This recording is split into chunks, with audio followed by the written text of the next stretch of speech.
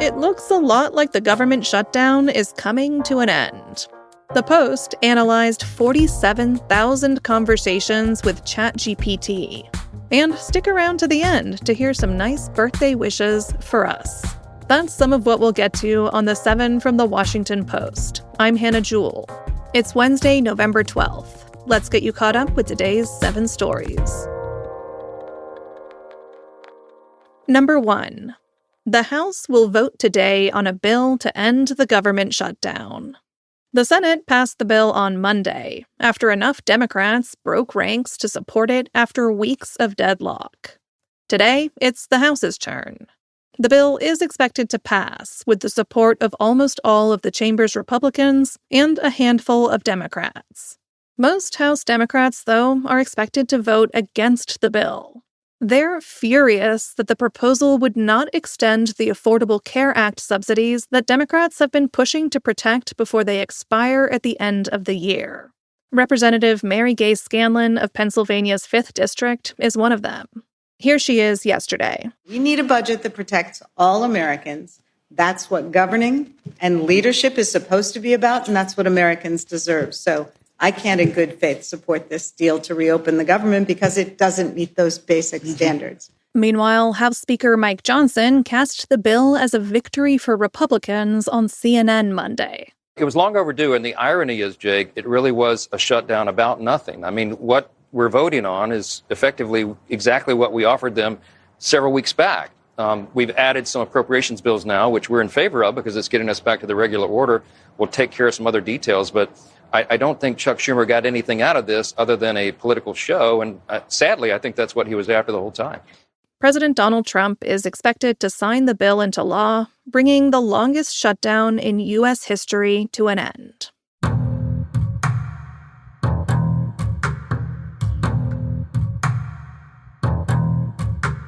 Venezuela ordered a massive mobilization because of an approaching U.S. aircraft carrier.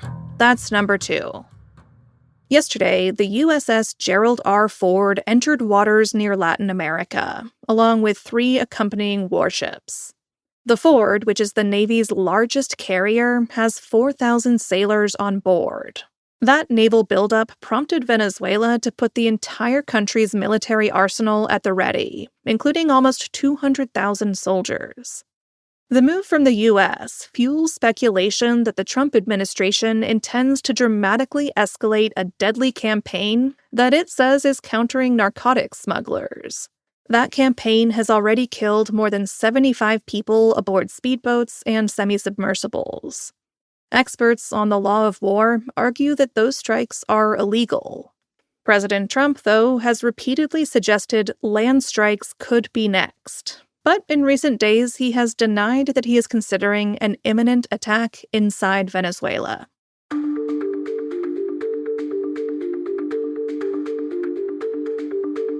Number 3.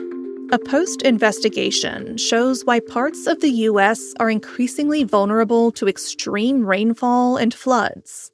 Flooding rains have long plagued parts of Appalachia, turning roads into rivers as water rages through its steep mountains.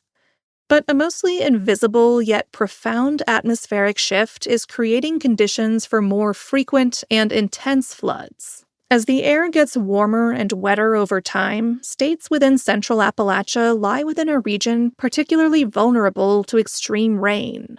These changes high above are exacerbating devastation below in an area where mountainous terrain, widespread poverty, and infrastructure built along waterways makes preparing for floods difficult.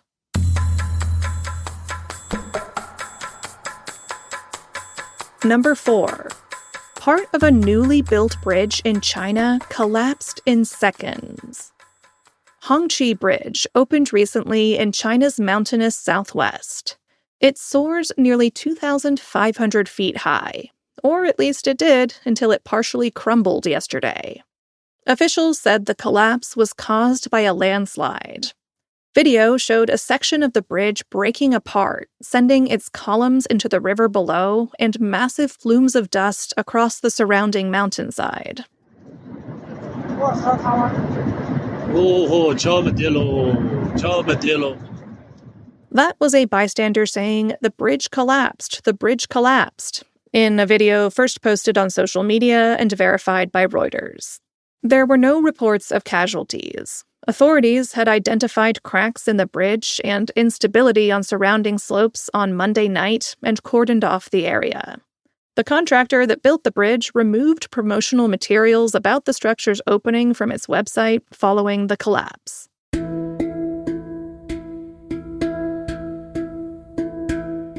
Number 5. The Post analyzed more than 47,000 ChatGPT conversations. More than 600 million people are using the artificial intelligence chatbot ChatGPT each week. That's according to its maker, OpenAI. Full disclosure, the Post has a content partnership with OpenAI. Anyway, most of those conversations are private. But a Post analysis of publicly shared conversations revealed the deeply intimate role the tech is playing in people's lives.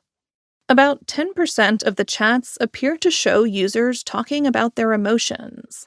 People are also sharing private data, such as contact details and children's names, as they try to resolve family and workplace disputes.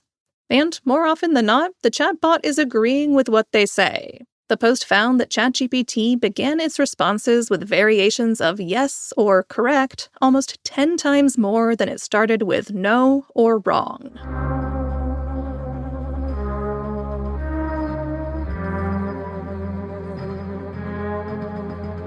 Some unexpected symptoms could be a sign of cancer. That's number 6.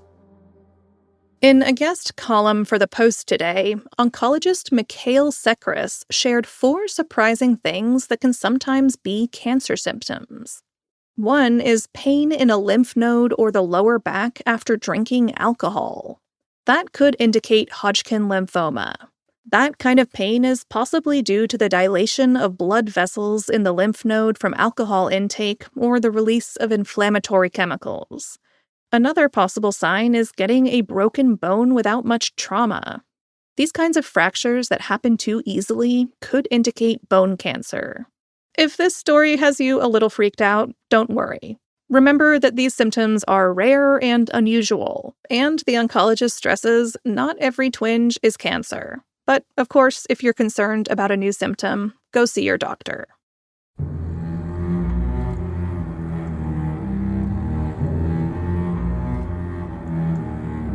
And at number 7, a scientist discovered a bee with devil horns.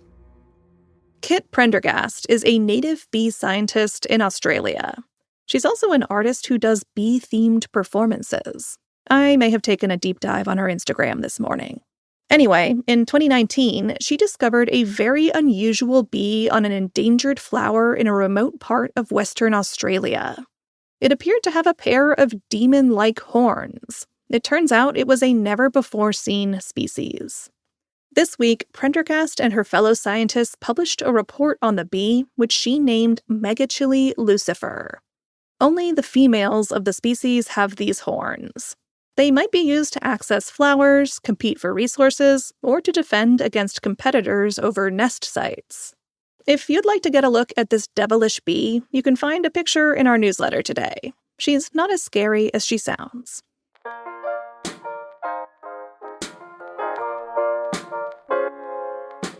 All right, you're all caught up. Thank you to everyone who sent in a lovely audio message to help us celebrate the 7 Podcast's 3rd birthday this week. Like David, Lauren, and Rick. Happy 3-year birthday anniversary to the 7 Podcast team.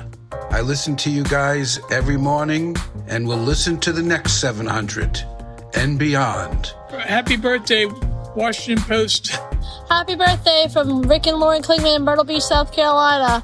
Can't wait for another episode from Hannah Jewell and team. Thanks. We are loving and appreciating the good vibes of these voice notes. So feel free to email us yours to the7pod@washpost.com. That's the7pod@washpost.com with the number 7. We may get to play it in another episode this week. I'm Hannah Jewell. I'll meet you back here tomorrow.